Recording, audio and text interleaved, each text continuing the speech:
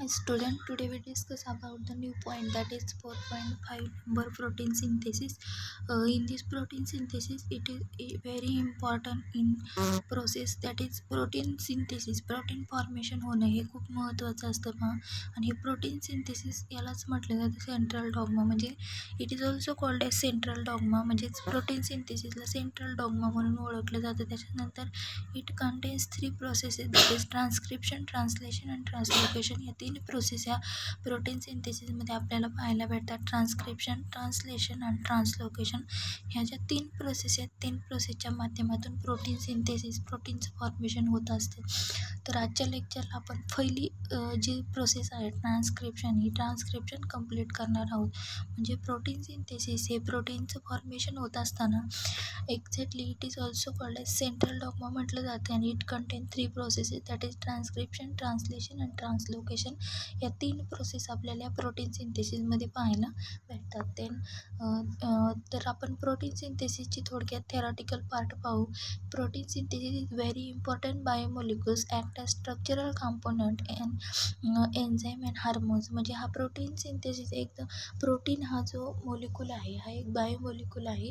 Act as structural component म्हणजे एखाद्याचं structure formation होण्यासाठी, एक्झाम्पल एखादा हा एन्झाईम असेल, हार्मोन असेल, यांचं स्ट्रक्चर फॉर्मेशन होण्यासाठी हे जे बायोमॉलिक्युल्स हे प्रोटीन हेल्पफुल असतात. म्हणजे it is very important biomolecules act as structural component and enzyme and hormones. म्हणजे एन्झाईम अँड हार्मोन्स चे स्ट्रक्चर फॉर्मेशन होण्यासाठी हा एक्झॅक्टली हा जो प्रोटीन आहे, प्रोटीन हेल्पफुल असतो. त्याच्यानंतर नेक्स्ट सांगितले पहा, new protein molecule synthesize in cell include transcription and translation. जेव्हा सेलमध्ये एखादा नवीन प्रोटीन मॉलिक्यूल काय होतं, फॉर्म होतो, तयार होतो, तेव्हा काय होतं, इन्क्लूड्स ट्रान्स्क्रिप्शन अँड ट्रान्सलेशन. त्यांच्यामध्ये ह्या 2 प्रोसेस होणं गरजेचं असतं, transcription and next one is the translation.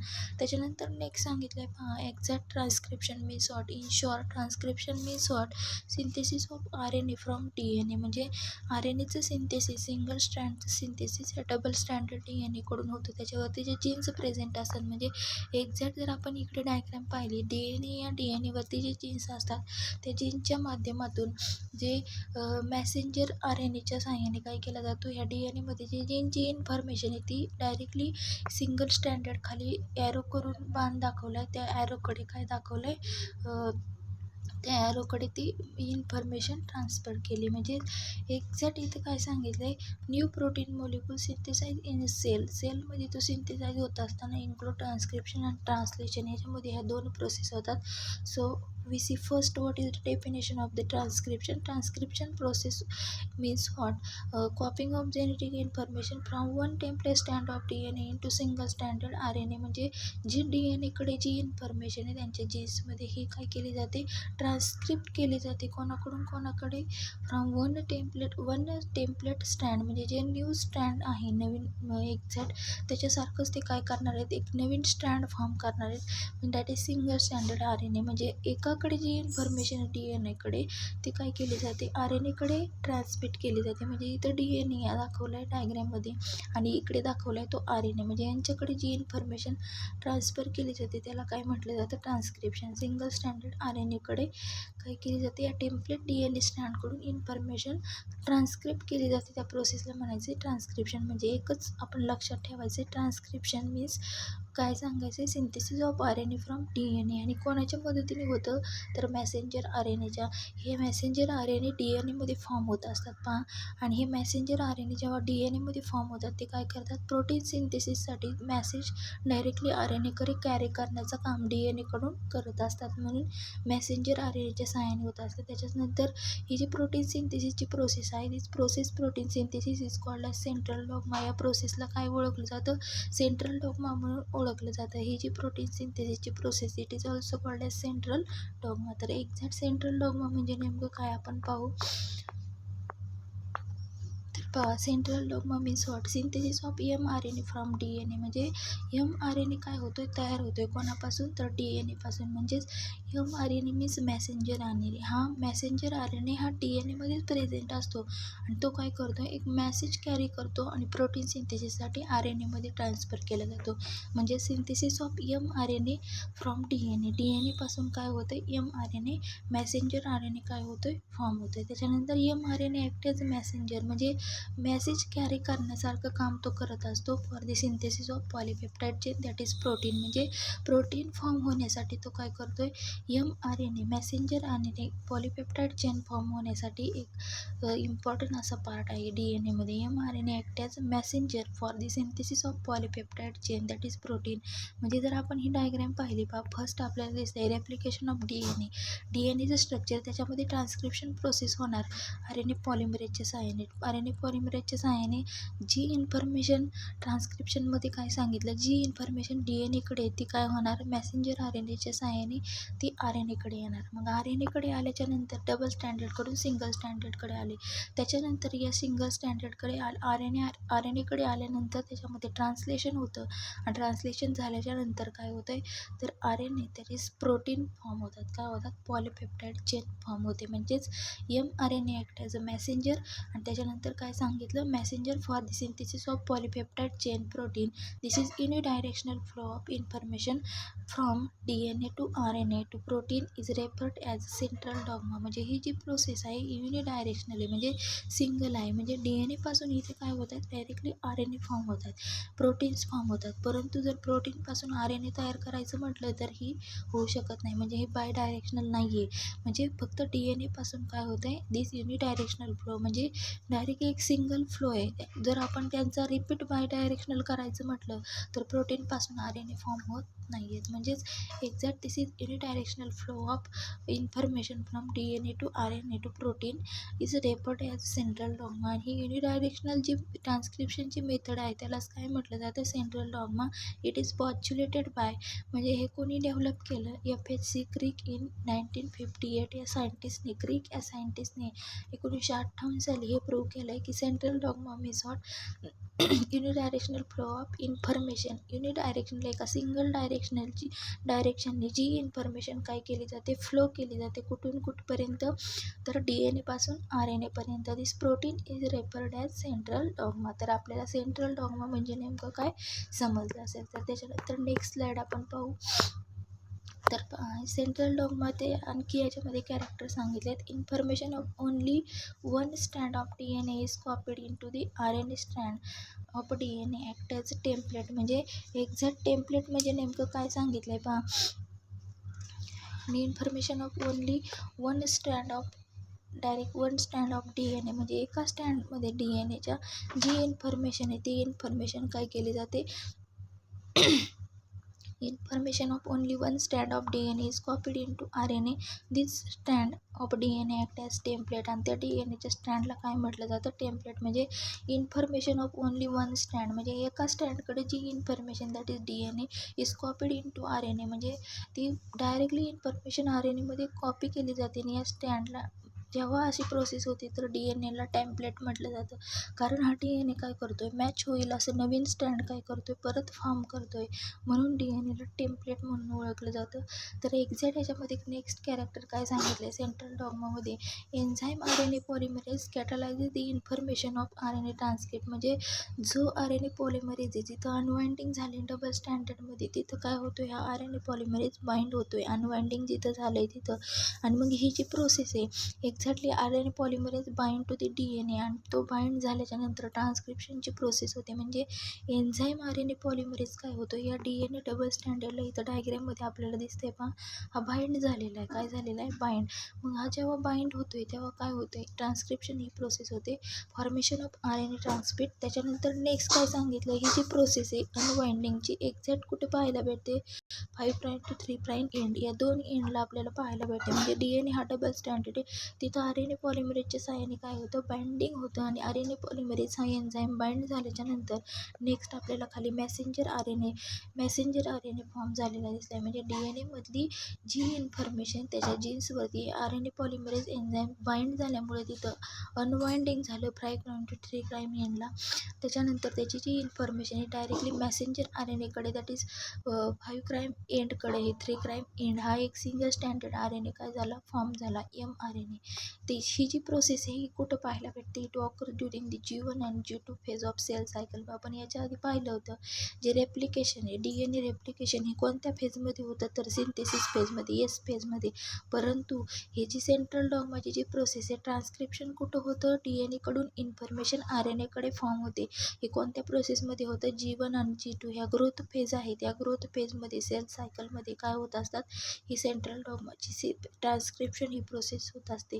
त्याच्यानंतर डी एन ए जे आहे त्या डी एन एवरती 2 साईड्स आपल्याला पाहायला भेटतात, एक असते प्रमोटर आणि एक असते टर्मिनेटर. म्हणजे D N A has promoter and terminator side. आपण नेक्स्ट स्लाईडमध्ये exact promoter means what and terminator means what हे पाहणार आहोत. तर त्याच्यानंतर एक्झॅक्ट आपण लक्षात ठेवायचे, हे जे डी एन ए असतात, डी एन ए एक्झॅक्ट कुठं प्रेझेंट असतात, तिथं न्यूक्लियस असतो, त्या न्यूक्लियसमध्ये जे न्यूक्लियॉइड प्रेझेंट असतात त्या न्यूक्लियॉइडमध्ये in prokaryote D N A are present. म्हणजे प्रोकॅरियोट्समध्ये डी एन ए कुठे प्रेझेंट असतात, इथं ब्रॅकेटमध्ये पाहायचं, प्रोकॅरियोटमध्ये डी एन ए हे न्यूक्लियॉइडमध्ये प्रेझेंट असतात आणि in eukaryote D N A are present in nucleus. हे व्यवस्थित लक्षात ठेवायचे.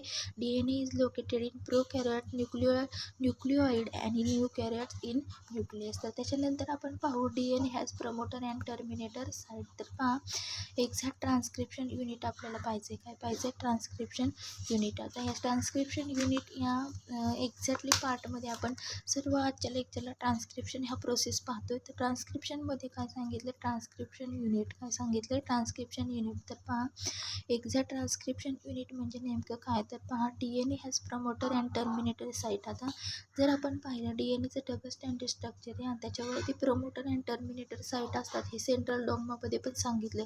तर D N A has promoter and terminator site. याच्यामध्ये 2 साईट असतात, transcription start at promoter site and stop at terminator site. आता प्रमोटर साईट म्हणजे नेमकं काय, जिथं ट्रान्स्क्रिप्शन स्टार्ट होतं त्या साईटला काय म्हटलं जातं, प्रमोटर. काय म्हटलं जातं, प्रमोटर. म्हणजे जिथून इन्फॉर्मेशन काय होणार आहे, ट्रान्स्क्रिप्ट होणारे आर एन एकडे, डी एन एच्या ज्या सेगमेंटवरून काय होती इन्फॉर्मेशन आर एन एकडे काय होते, डायरेक्टली ट्रान्स्क्रिप्ट केली जाते, त्याला काय म्हटलं जातं, तर ट्रान्स्क्रिप्शन साईट. म्हणजे एक्झॅक्टली इथं काय सांगितलं जी प्रोसेस जिथं ट्रान्स्क्रिप्शन स्टार्ट होतं, म्हणजे एक्झॅक्ट प्रमोटर म्हणजे समजेल आपल्याला, ही प्रमोटर म्हणजे फर्स्ट बॉक्स जो दाखवला आहे तो प्रमोटरचा. इथून ट्रान्स्क्रिप्शन ह्या एक सपोज ही डी एन एचे काय आपल्याला डायग्राम दिलेली, डी एन एचं डबल हेलिकल स्ट्रक्चर आहे हे, आणि इथून स्ट्रक्चर काय होतं ते इथून ते ट्रान्स्क्रिप्शन स्टार्ट होते त्या साईटला काय म्हटलं जातं, प्रमोटर. आणि जिथं स्टॉप होतं इकडे शेवटी स्टॉप होते त्याला म्हटलं जातं टर्मिनेटर. हे व्यवस्थित लक्षात ठेवायचे. त्याच्यानंतर नेक्स्ट कॅरेक्टर काय सांगितलं आहे पहा, जे ट्रान्स्क्रिप्शन आहे त्याच्यामध्ये process of transcription in both prokaryotes and eukaryotes involves in 3 stages, that is initiation, elongation and termination. म्हणजे एक्झॅक्ट प्रोकॅरियोटमध्ये ही ट्रान्स्क्रिप्शन प्रोसेस, या ट्रान्स्क्रिप्शन प्रोसेसमध्ये बोथ प्रोकॅरियोट आणि यूकॅरियोट हे दोन्ही सेलमध्ये हे पाहायला भेटते. तर त्याच्यामध्ये 3 स्टेजेस पाहायला भेटतात, इनिशिएशन, इलॉंगेशन अँड टर्मिनेशन. आता इनिशिएशन म्हणजे नेमकं काय, तर ट्रान्स्क्रिप्शनला स्टार्टिंग होते त्याला म्हटलं जातं इनिशिएशन. त्याच्याच नंतर टर्मिनेशन म्हणजे नेमकं काय, तर टर्मिनेशन म्हणजे ट्रान्स्क्रिप्शनचा एंड होतो. हे 2 प्रोसेस आपल्याला समजले असतील, परंतु मध्ये राहिलं ते इलॉंगेशन. इलॉंगेशन म्हणजे ट्रान्स्क्रिप्शन प्रोसेस हे कंटिन्यू ठेवत असतं, म्हणजे दोन्हींच्या मधला हा पार्ट आहे इलॉंगेशनचा. म्हणजे आपल्याला समजलं असेल जी ट्रान्स्क्रिप्शनची प्रोसेस आहे इन बोथ प्रोकॅरियोट आणि eukaryote involving 3 stages, that is initiation, elongation and termination. या 3 स्टेजेसमध्ये ही ट्रान्स्क्रिप्शन प्रोसेस आपल्याला पाहायला भेटते. म्हणजेच इनिशिएशन मीन्स प्रोसेस काय होते, स्टार्ट होते ट्रान्स्क्रिप्शन, इलॉंगेशन म्हणजे ती कंटिन्यू होते आणि टर्मिनेशन म्हणजे ते काय होते, एंड होते. तर त्याच्यानंतर नेक्स्ट आपल्याला पाहायचं आहे पहा, each transcribe segment of D N A is called as transcription unit. म्हणजे प्रत्येक डी एन एचा जो डी एन एवरती जे डबल हेलिकल सेगमेंट्स आपल्याला पाहायला भेटतात, तर हे हेलिकलचे सेगमेंट आहेत त्या प्रत्येक सेगमेंटवरती जिथं ट्रान्स्क्रिप्शन ही प्रोसेस होते त्या सेगमेंटलाच काय म्हटलं जातं, ट्रान्स्क्रिप्शन युनिट. काय म्हटलं जातं, ट्रान्स्क्रिप्शन युनिट. म्हणजे एखादा डी एन एवरून ज्या पॉईंटवरून काय होतं आहे तो एक्झॅक्टली ट्रान्स्क्रिप्शन स्टार्ट होते, त्या ट्रान्स्क्रिप्शन स्टार्ट होतं त्याला काय म्हटलं जातं, डायरेक्टली ट्रान्स्क्रिप्शन युनिट. म्हणजे आपल्याला विचारलं जाईल what is mean by transcription unit, तर each transcribe segment of DNA. प्रत्येक DNA सेगमेंटवरून जिथून ट्रान्स्क्रिप्शन स्टार्ट होते त्या प्रोसेसला म्हटलं जातं transcription unit. It consist of 3 processes, that is first one is the promoter, then structural gene and then terminator. So we see one by one.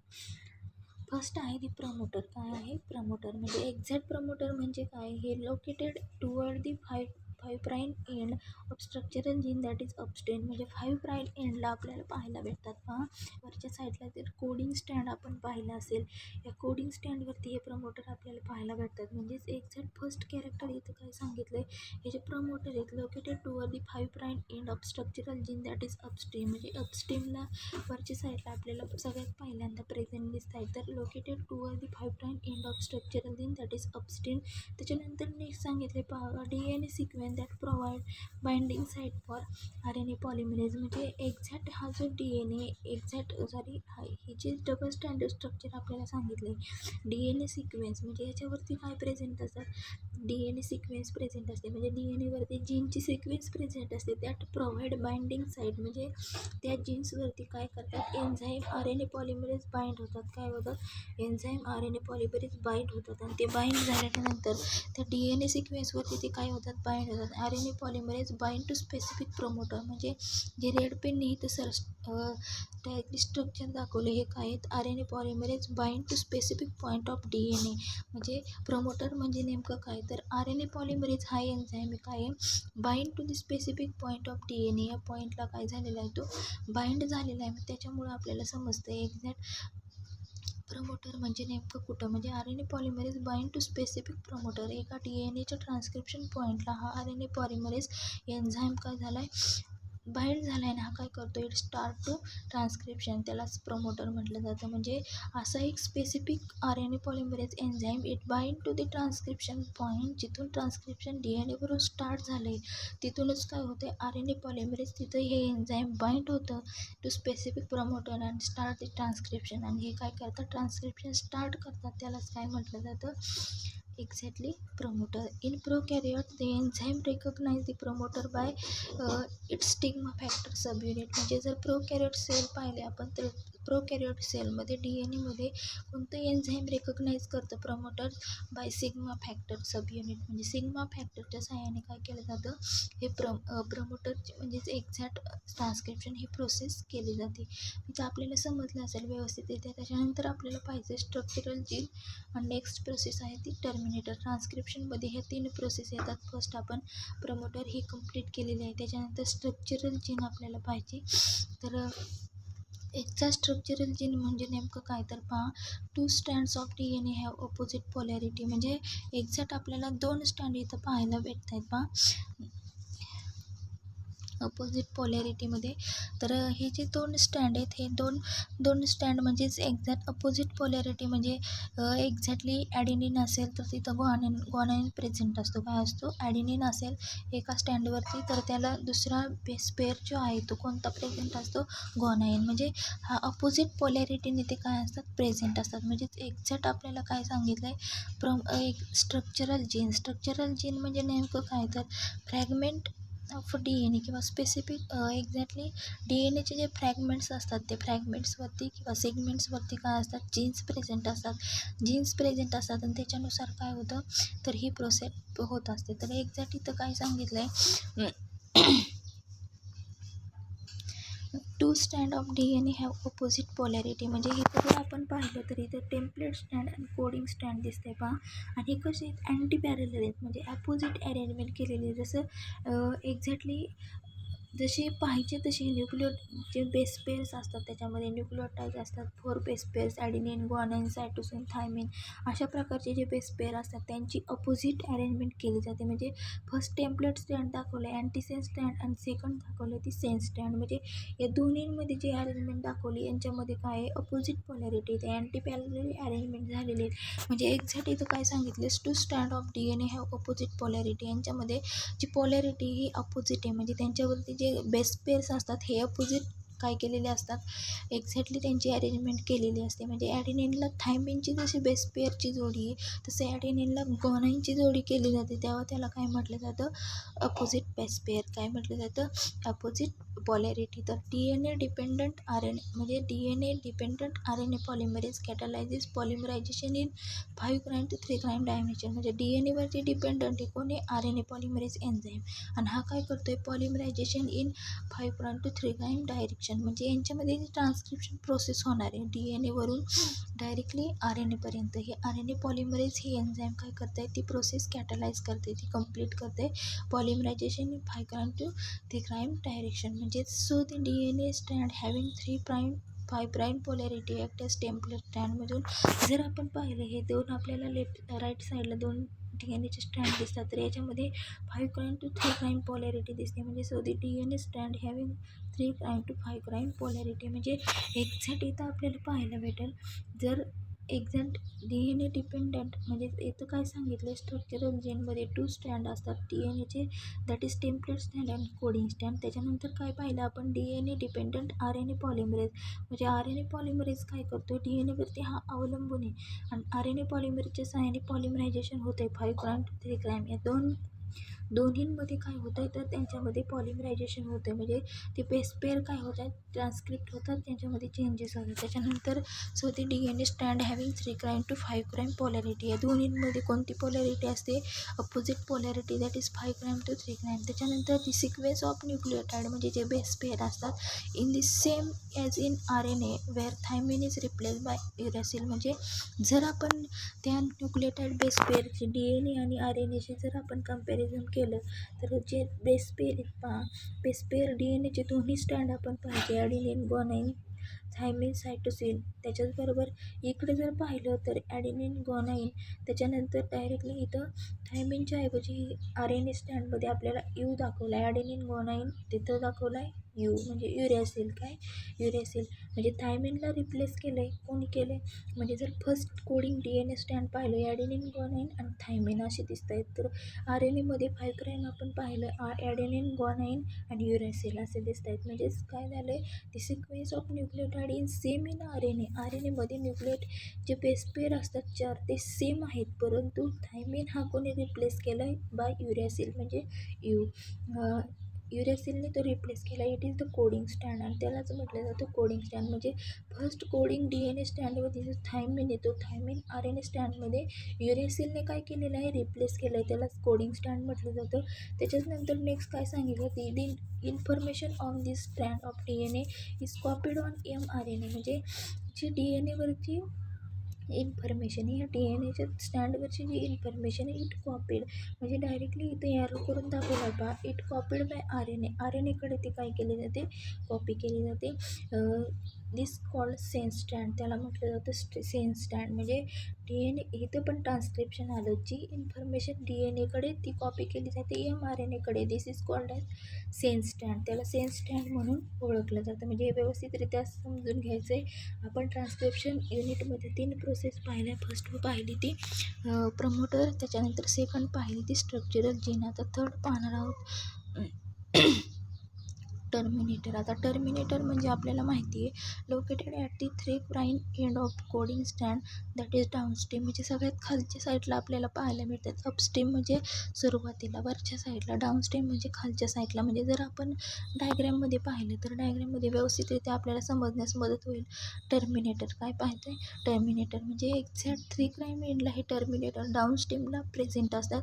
It define the end of the transcription process. Terminator means what तर transcription प्रोसेसचा इथं काय होतं end होतं आहे. म्हणजेच it located at 3' end of coding strand that is downstream it defines the end of transcription process म्हणजे termination end होतं आहे. Terminator means what it define the end of transcription process. त्याच्यानंतर नेक्स्ट आपल्याला पाहायचं पहा transcription unit and the gene. Transcription unit and the gene. तर याच्यामध्ये काय सांगितलं आहे पहा ट्रान्स्क्रिप्शन युनिट अँड जीन. तर पहा जिथं जी ट्रान्स्क्रिप्शन प्रोसेस होते या ट्रान्स्क्रिप्शन प्रोसेसमध्ये सिस्ट्रॉन असे आपल्याला पाहायला भेटतात. तर एक सिस्ट्रॉन मीन्स DNA जे सेगमेंट असतात हे DNAचे सेगमेंट काय होतात सिंथेसाईज होतात फ्रॉम ऑफ प्रोटीन. कोणापासून प्रोटीनपासून. त्याला सिस्ट्रॉन म्हटलं जातं. म्हणजे जे DNA सेगमेंट आहेत हे DNA सेगमेंट डायरेक्टली सिंथेसाईज होतात to protein called as directly त्याला काय म्हटलं जातं सिस्ट्रॉन. म्हणजे आपल्याला इथं पाहायचं आहे a single structural gene in transcription unit is said to be cistronic. First cistron means hot DNA segment for synthesise of protein. म्हणजे DNAचे हे सेगमेंट आहे ते DNAचे सेगमेंट कोणापासून सिंथेसाइज होतात प्रोटीनपासून सो कॉल्ड एज सिस्ट्रॉन. आता इथं काय सांगितलं आहे पहा मोनोसिस्ट्रॉनिक. मोनोसिस्ट्रॉनिक म्हणजे फक्त सिंगल स्ट्रक्चरल जीन प्रेझेंट असतो. एकच सिंगल मोनो मीन्स सिंगल म्हणजे एकच जीन तिथं प्रेझेंट असतो. Single structural gene in transcription unit is said to be monocistronic. म्हणजे प्रोटीन सिंथेसिस होत असताना तिथं फक्त एकच म्हणजे DNA सेगमेंटवरती जेव्हा प्रोटीन हा सिंथेसाइज होतो तेव्हा एकच स्ट्रक्चरल जीन प्रेझेंट असतं त्याला म्हटलं जातं मोनोसिस्ट्रॉनिक. त्याच्यानंतर नेक्स्ट सांगितलं आहे पहा पॉलिसिस्ट्रॉनिक. पॉलिसिस्ट्रॉनिक म्हणजे काय तर long segment of DNA having set of various structural gene is called as polycistronic. जेव्हा DNAवरती प्रोटीन सिंथेसिस होत असताना long segment of DNA present असतात म्हणजे नेमकं काय मेनी जीन्स प्रेझेंट असतात लॉंग सेगमेंटवरती. म्हणजे लॉंग सेगमेंट ऑफ DNA म्हणजे many genes having set of various structural genes is called as polycistronic. Polycistronic process means what जो DNAचा सेगमेंट आहे त्या DNAच्या सेगमेंटवरती काय प्रेझेंट असतात long segment of DNA having set of various structural genes is called as polycistronic. त्याला म्हटलं जातं polycistronic. म्हणजे एका DNAच्या सेगमेंटवरती आपल्याला मेनी जीन्स पाहायला भेटतात प्रोटीन सिंथेसिस होत असताना त्याला पॉलिसिस्ट्रॉनिक म्हटलं जातं. त्याच्यानंतर इंट्रॉन्स आणि एक्झॉन्स या दोन प्रोसेस आपल्याला पाहिजेत पहा. Exactly introns means structural genes in eukaryote have interrupted non coding sequence. म्हणजे याच्यावरती नॉन कोडिंग असतं म्हणजे या इंट्रॉन्सपासून काहीच एक्सप्रेस होत नाही कोणतंच कॅरेक्टर एक्सप्रेस होत नाही म्हणून त्यांना नॉन कोडिंग म्हटलं. तर इंट्रॉन्स आणि एक्झॉन्स हे आपण नंतर पाहणार आहोत डिटेलमध्ये. Introns are structural gene in युकॅरियोटमध्ये आपल्याला पाहायला मिळतात have interrupted non coding sequence. म्हणजे यांच्यामध्ये जी सिक्वेन्स असते ही नॉन कोडिंग असते म्हणजे यांच्यापासून कोणतंच कॅरेक्टर एक्सप्रेस होत नाही. अशा पार्टला त्या जीन्सच्या स्ट्रक्चरल जीन्सला इंट्रॉन म्हटलं जातं. त्याच्यानंतर एक्झॉन म्हणजे नेमकं काय तर कोडिंग सिक्वेन्स और एक्सप्रेस सिक्वेन्सेस. म्हणजे एक्झॉन म्हणजे नेमकं काय तर एक्झॉन म्हणजे हे काय करतात तर त्यांच्यामध्ये जे काही कॅरेक्टर आहेत ते काय करतात एक्सप्रेस करत असतात तसं इंट्रॉन एक्सप्रेस करत नाही. त्याच्यानंतर next only exon appears in the process of mRNA in eukaryote. म्हणजे युकॅरियोटमध्ये जेव्हा मेसेंजर RNA हा काय होतो DNAपासून तयार होते फॉर्म होतो ह्या प्रोटीन तेव्हा ओनली एक्झॉन्स हा फॉर्म तयार होत असतो. तर only exons are appear in process mRNA in eukaryote. त्याच्यानंतर नेक्स्ट काय सांगितलं पहा इथं आपल्याला डायग्रॅम ही दाखवलेली आहे. मग डायग्रॅममध्ये आपल्याला व्यवस्थितरित्या समजण्यास मदत होईल. ही 30 स्लाईड आहे. म्हणजे मोनोसिस्टॉनिक म्हणजे काय पॉलिसिस्टॉनिक म्हणजे काय इंट्रॉन्स अँड एक्झॉन. आता हे जीन्सवरतीच प्रेझेंट असतात. Intron and exon are present in gene. हे जीनच एक्सप्रेस करतात एक्झॉन आणि इंट्रॉन. म्हणजे आपल्याला व्यवस्थितरित्या समजलं असेल DNAवरती जे जीन्स प्रेझेंट असतात जे कॅरेक्टर एक्सप्रेस करतात त्यांना काय म्हटलं जातं एक्झॉन्स आणि जे एक्सप्रेस करत नाही नॉन कोडिंग असतात त्यांना म्हटलं जातं इंट्रॉन. हे डायग्रॅमवरून आपल्याला समजण्यास मदत होईल. तर त्याच्यानंतर नेक्स्ट आपल्याला शेवटचा पॉईंट पाहायचा आहे processing of HNRNA. HNRNA means heterogeneous nuclear RNA. Heterogeneous nuclear RNA hetero means hot. तर हेटेरो म्हणजे याच्यामध्ये डिफरंट टाईपच्या प्रोसेस असतात लाईक एक्झॉन आणि इंट्रॉन.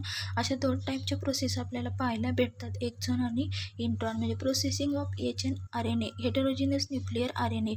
इथं काय सांगितले RNA transcribe from DNA are called as primary transcript म्हणजे RNA काय होतोय, ट्रान्सक्रिप्ट होतोय DNA म्हणजे DNAमध्ये जी इन्फॉर्मेशन त्याच्यापासून RNA हा फॉर्म होतोय, त्याला म्हटलं जातं प्रायमरी ट्रान्सक्रिप्ट. म्हणजे RNA ट्रान्सक्राईब फॉर्म DNA पासून RNA फॉर्म होतोय, RNA ट्रान्सक्राईब फॉर्म तयार होते, त्याला म्हटलं जातं प्रायमरी ट्रान्सक्रिप्ट. त्याच्यानंतर सेकंड काय सांगितलं पहा, म्हणजे एक्झॅक्ट इथं हे जे DNAचं स्ट्रक्चर दाखवले सुरुवातीला, या DNAचं डबल स्टँडर्डपासून लास्ट आपल्याला दाखवले messenger RNA that is mRNA. म्हणजे RNA ट्रान्सक्राईब फ्रॉम DNA पासून हा RNA ट्रान्सक्राईब झाला गेला म्हटलं जातं प्रायमरी ट्रान्सक्रिप्ट. त्याच्यानंतर सेकंड कॅरेक्टर काय सांगितलं, primary transcript is a non functional and contain both exon and introns. म्हणजे हे प्रायमरी ट्रान्सक्रिप्ट जेव्हा DNAकडून RNAकडे जी इन्फॉर्मेशन फॉर्म होत असते ही कशी असते, तर प्रायमरी ट्रान्सक्रिप्ट ही नॉन फंक्शनल असते, म्हणजे जास्त कार्यरत नसते, परंतु इट कंटेन बोथ इंट्रॉन्स आणि एक्झॉन. जर आपण हे स्ट्रक्चर पाहिलं तर सेकंड नंबरला जर आपण पाहिलं तर त्याच्यामध्ये एक्झॉन आणि इंट्रॉन आपल्याला दोन्ही पण पाहायला भेटतात. म्हणजे DNA नंतर जो RNA ट्रान्सक्रिप्ट होतो या RNAमध्ये एक्झॉन आणि इंट्रॉनमध्ये, म्हणून यांना म्हटलं जातं हेटेरोजेनस न्यूक्लिअर RNA.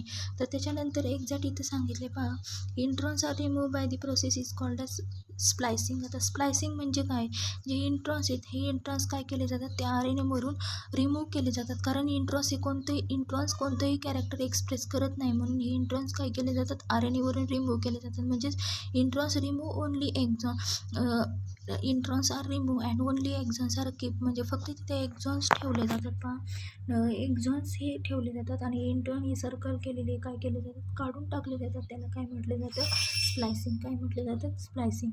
तर स्प्लायसिंग म्हणजे नेमकं काय सांगायचं, introns are remove because introns not express any character, so introns are remove only exons are keep. म्हणजे जे येल्लो कलरचे पार्ट आपल्याला दिसतोय तिथं बाइंडिंगसाठी येल्लो कलरचे पार्ट आहे, ते DNA लायगेज एन्झाईमच्या साहाय्याने काय करतात, तर एक्झॉन्स हे येल्लो कलरचे आहेत आणि येल्लो कलरवरती काय होतं आहे, तर डायरेक्टली एक्झॉन बाइंडिंगसाठी ते काय असतं, DNA लायगेज हेल्प करत असतं त्या एक्झॉन येल्लो कलरच्या पार्ट DNA लायगेज हे एन्झाईम. तर त्याच्यानंतर नेक्स्ट कॅरेक्टर काय सांगितलं आहे, exon are joint in a definite sequence order by DNA ligase enzyme. म्हणजे जे एक्झॉन्स आहेत येल्लो कलरचे, हे एक्झॉन्स काय करत असतात, are joint in a definite sequence, त्या RNAवरती एका डेफिनेट सिक्वेन्सला जॉईंट झालेले असतात, कोणाच्या सहाय्याने, DNA लायगेज या एन्झाईमच्या सहाय्याने. कोणत्या, DNA लायगेज. म्हणजे हे जे येल्लो कलरचे एक्झॉन दिसतात, या येल्लो कलरच्या एक्झॉनमध्ये DNA लायगेज हा एन्झाईम आहे, स्पेसिफिक त्या सेगमेंटवरती हा बाइंडिंग होण्यासाठी DNA लायगेज हा एन्झाईम तिथे हेल्पफुल असतो.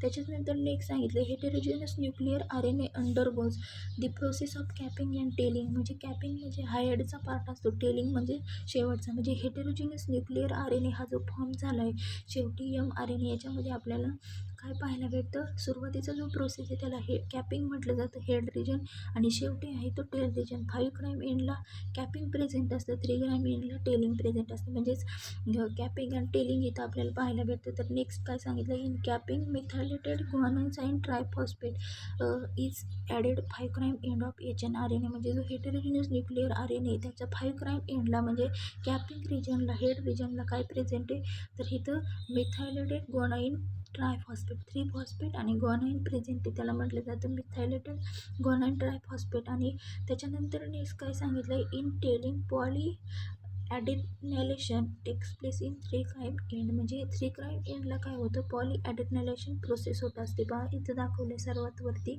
पॉली ॲडिनेशन. म्हणजे जर वरच्या साईडला आपण पाहिलं तर वरच्या साईडला guanine 3 phosphate methylated guanine triphosphate present दिसतात कॅपिंग रिजनला. टेलिंग रिजनला इथं काय दिसतात, mRNA पॉली ॲडिनॅलेशन हे आपल्याला पाहायला भेटतात. आणि त्याच्यानंतर काय होतं, ते ट्रान्सफर होतात, mRNA goes to the nucleus. हे mRNAचे शेवटी फॉर्म झालेत, DNA पासून mRNA फॉर्म झालेत, हे mRNA कुठं ट्रान्सफर होतात, न्यूक्लियस.